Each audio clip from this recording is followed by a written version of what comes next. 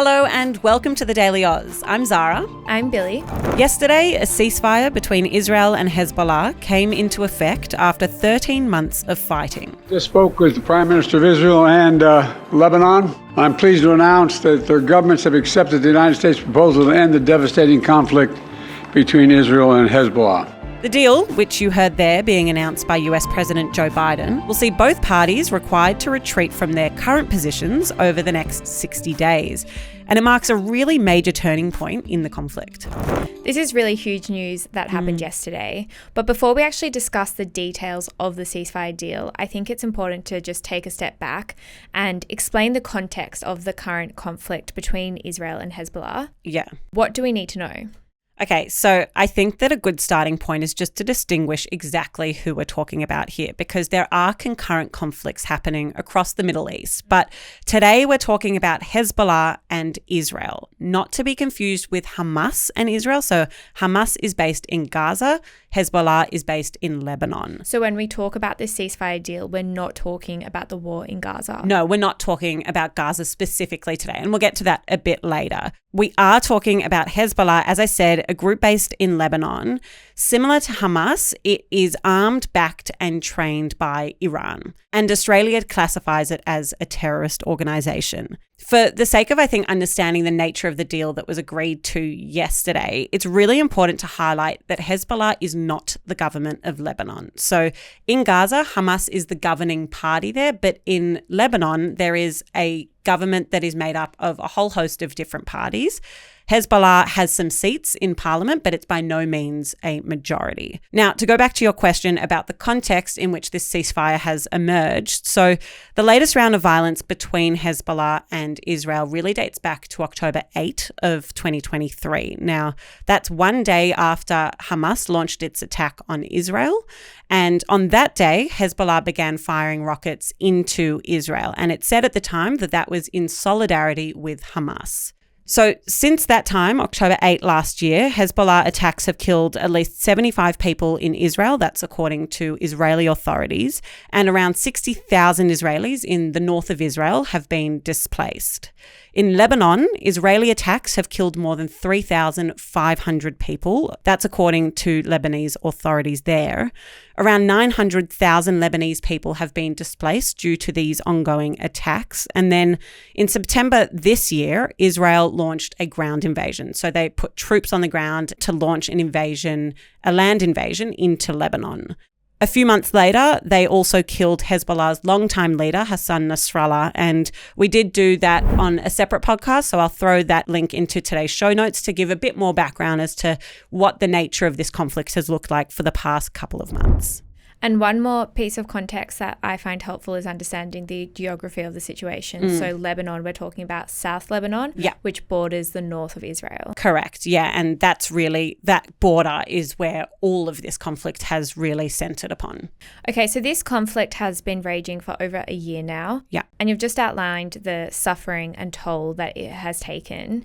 But yesterday, for the first time in 13 months, a ceasefire was announced. What do we know about the details of that ceasefire? It's long awaited.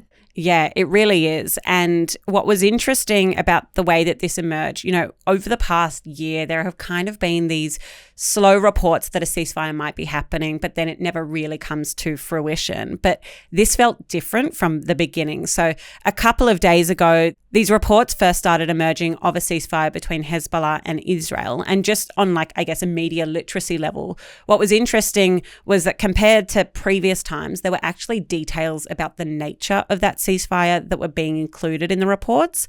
And to me, that signaled that this was different, that the details were being included in the reporting, that there was a full structure out there as to what this deal would look like. And it turns out that it was different and that this was the first time in 13 months that a ceasefire was going to actually happen. We got confirmation yesterday that Israel's parliament had agreed to it. And then later that day, the deal itself was announced by US President Joe Biden. And I think it's important to highlight why he was the one that announced it. And that's because this was a US brokered deal. So the US has been trying to mediate these ceasefire deals across the region for, as I said, over a year now. But this is the first successful one between Hezbollah and Israel, and it was brokered by the US and also involved France. Right. Okay, so what are the details? So essentially over the next 60 days, both Israel and Hezbollah will be required to retreat from their current positions. So just to be clear, it's not a ceasefire that is effective immediately. It's going to take about 2 months. For the full conditions to be met, it will take that period of time, but there is going to be a dramatic change in the way these two parties are relating to one another. So the 60 days is basically just to ensure that a vacuum doesn't get created when these powers retreat from their current spots. So at the moment, Hezbollah and Israel are both, as you said, centered around that border in the south of Lebanon and the north of Israel. What we know from this deal is that Hezbollah will be required to move north, so to leave the south and to move north, upwards into Lebanon, and that where they were will now be patrolled and basically regulated by the Lebanese army. Who are not involved in Hezbollah. Exactly. So that's again distinguishing the fact that Lebanon's army is very different to Hezbollah. And so the Lebanese army will now be in charge of southern Lebanon, and they'll be responsible for ensuring that Hezbollah infrastructure, so the physical infrastructure that they've been using, is removed and can't be rebuilt. Hi there, my name's Emma. I'm the editor at the Daily Aus, just popping in to say hi and let you know that here at the Daily Aus, we are an independent media company who work to break down the news for young Aussies in a digestible and accessible way. If you like what you're watching and you like what we do, please hit the subscribe button. Now back to the video. Okay, so that is the conditions that Hezbollah has to follow. Yeah. What about Israel? Yeah, so as I mentioned earlier, Israel is currently in Lebanon, or Israeli troops are in Lebanon. And so over the next 60 days, they will have to withdraw from Lebanon. And as I said, this won't happen tomorrow or today. It's going to take some time for them to fully withdraw. And they've said that that will happen meaningfully once those Lebanese troops are in place.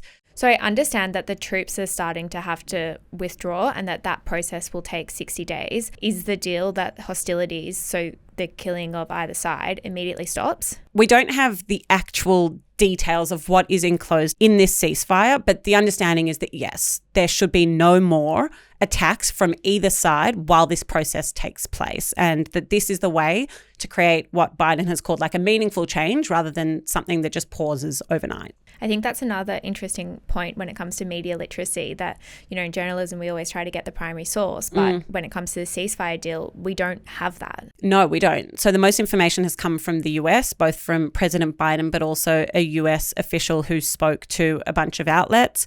We've heard from Netanyahu, the Israeli prime minister. We have heard from the Lebanese prime minister, but we haven't actually got that document of what exactly has been agreed to. So we're really piecing this together based on a whole bunch of different sources.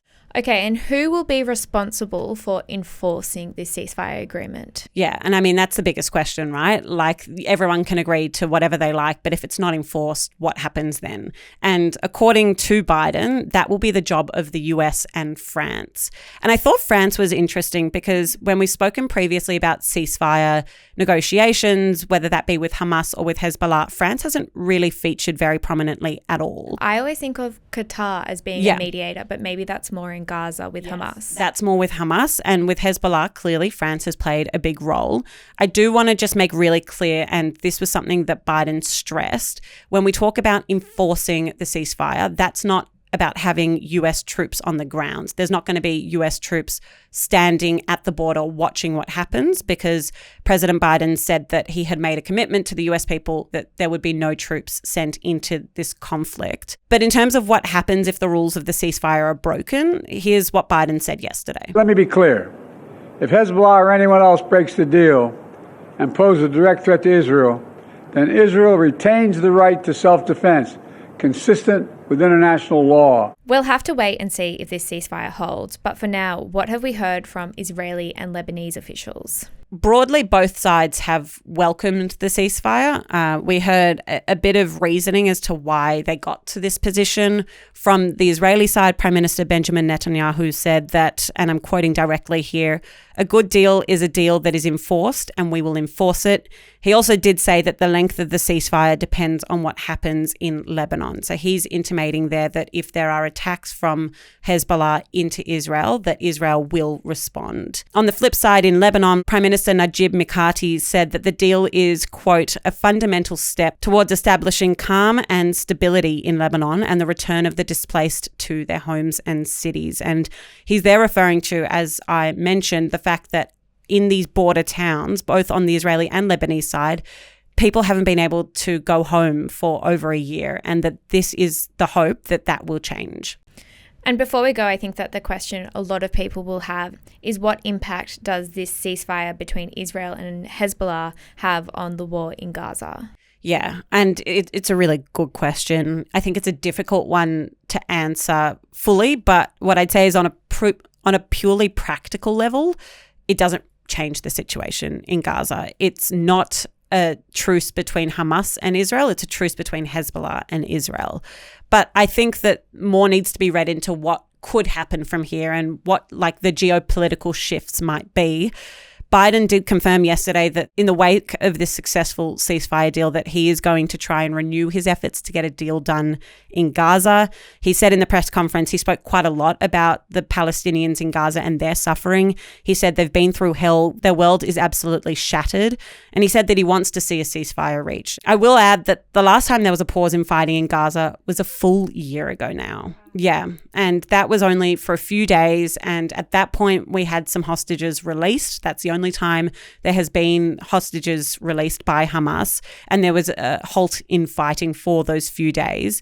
But there have been no breakthroughs since that time, despite all the reporting of sometimes getting close, sometimes not getting close. I'll just add on a finishing note that Joe Biden only has 2 months really left in office. And I think a lot of people have suggested that the wars in the Middle East will be a big part of his legacy. And I think him and his administration will be working very hard to try and change that and to try to bring an end to the war in Gaza over the next 2 months before President Trump takes office. And we know that President-elect Donald Trump has also said that he also wants to see a complete end to the war in the Middle East. Yeah. So, I mean, look, today feels like the closest we have had in bringing an end to these concurrent wars since, October last year. But we'll have to wait and see what happens. It's such a complicated topic, Zara. Thank you so much for taking us through it. And thank you so much for listening to this episode of The Daily Aus. We'll be back with your afternoon headlines this afternoon.